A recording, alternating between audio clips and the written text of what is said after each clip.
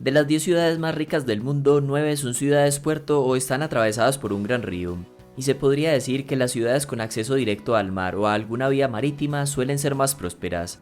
Esto porque desde hace miles de años el transporte marítimo ha sido por excelencia el medio más económico para trasladar grandes cantidades de mercancías. Por eso las ciudades con acceso al mar y con puerto se consolidan fácilmente como motores económicos de un país debido a su estratégica ubicación. Lo mismo se podría decir de los países. De los 44 países sin salida al mar, 32 tienen altos niveles de pobreza. La mayoría se encuentran en África y Asia. Por otra parte, en Sudamérica, los dos únicos países sin acceso directo al mar, Bolivia y Paraguay, han estado históricamente entre los de menores ingresos de la región. Los países sin salida al mar por lo general deben confiar en la buena voluntad de sus vecinos para enviar y recibir mercancías y deben asumir costos de transporte más elevados. Pero a pesar de estas desventajas, no se podría afirmar que todos los países sin salida al mar están condenados a la pobreza. De hecho, Suiza, Austria y Luxemburgo no tienen salida al mar, pero son ricos. Son países que superaron este desafío promoviendo otras ventajas. Pero el caso de Luxemburgo es especialmente llamativo porque es el país más rico del mundo medido en términos del PIB per cápita. Luxemburgo tiene un PIB por persona de $128.000, seguido de Irlanda con $106.000 y de Suiza con $94.000. Es tan alto que casi duplica al de un país como Dinamarca. De modo que las preguntas son, ¿por qué Luxemburgo es el país más rico del mundo?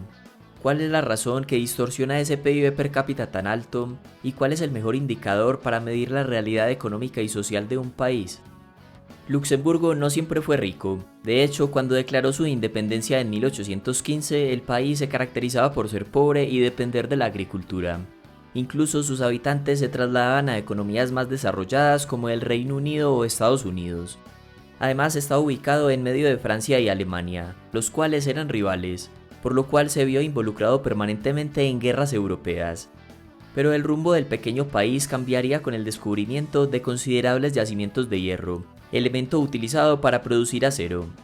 Así que Luxemburgo se convertiría en uno de los principales productores de acero de Europa. Era la época de la revolución industrial y el acero se utilizaba casi en todo.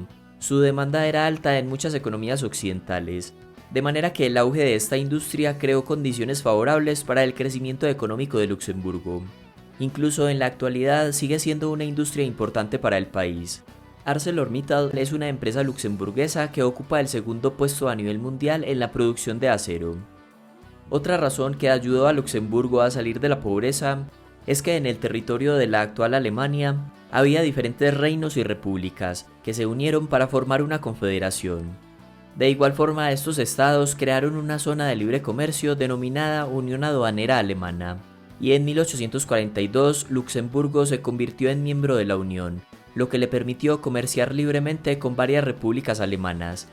De esta forma solucionaba parcialmente el obstáculo de no tener salida al mar.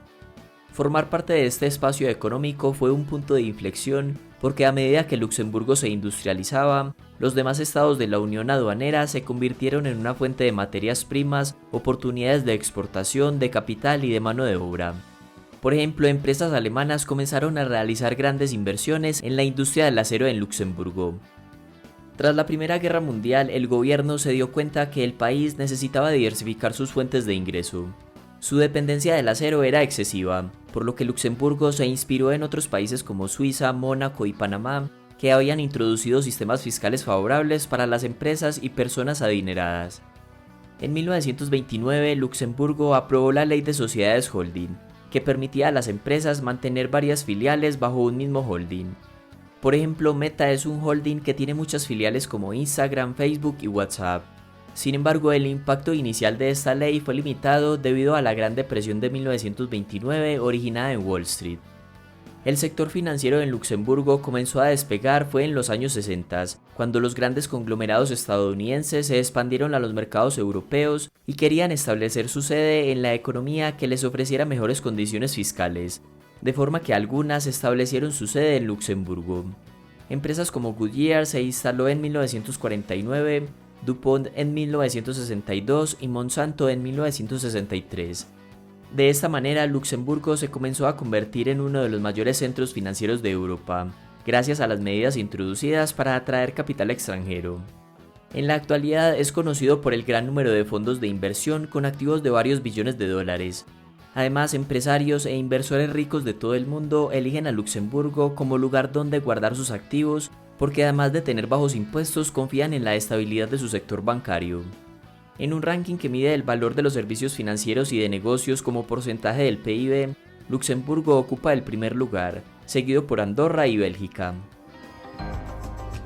Entonces, inicialmente se puede decir que en la actualidad Luxemburgo es el país más rico del mundo, gracias a que en el siglo XX se inspiró en los sistemas fiscales flexibles de otros países para atraer a multinacionales y millonarios de todo el mundo. Sin embargo, hay otra razón adicional para explicar por qué su PIB per cápita es tan elevado. Resulta que Luxemburgo hace parte de la Unión Europea, y los ciudadanos de la Unión Europea pueden circular libremente y trabajar legalmente en cualquiera de los Estados miembros. Y hay algo particular en Luxemburgo que es el gran número de trabajadores extranjeros que viven en países vecinos y cruzan la frontera cada día para trabajar en Luxemburgo. Este es un país pequeño con unos 650.000 habitantes, y su acelerado crecimiento económico requiere un gran número de trabajadores. Por lo tanto, se calcula que 217.000 personas se desplazan diariamente a Luxemburgo para trabajar desde países vecinos como Francia, Alemania o Bélgica. Vivir en un país y trabajar en otro no debería sonar tan extraño porque el salario promedio de Luxemburgo es el más alto de la Unión Europea. Y tampoco es que las distancias sean muy largas. Por ejemplo, entre Metz, una ciudad francesa, y Luxemburgo hay 63 kilómetros, y el viaje dura 50 minutos en auto cuando no hay mucho tráfico. Y este factor distorsiona el indicador del PIB per cápita porque estos trabajadores extranjeros contribuyen al PIB del país, pero no se tienen en cuenta cuando se divide el PIB por el número de habitantes para obtener el PIB per cápita. Es decir, el PIB dividido por el número de habitantes resulta en el PIB per cápita o PIB por persona.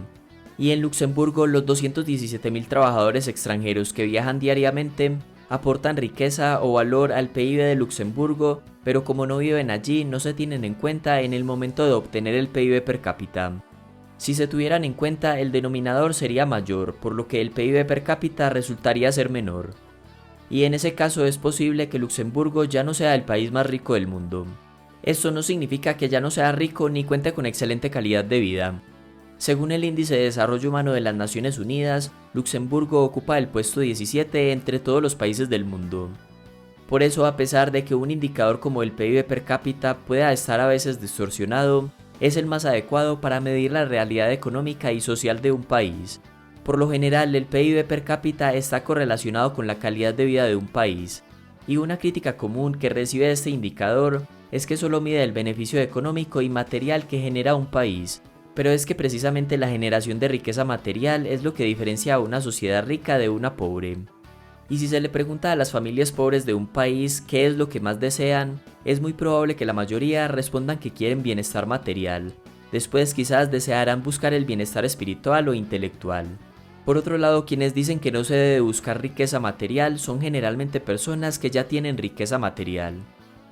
Entonces se puede concluir que a pesar de no tener salida al mar, Luxemburgo pudo superar esta desventaja gracias al descubrimiento de yacimientos de hierro y luego atrayendo capital extranjero por medio de sus bajos impuestos y su estabilidad bancaria.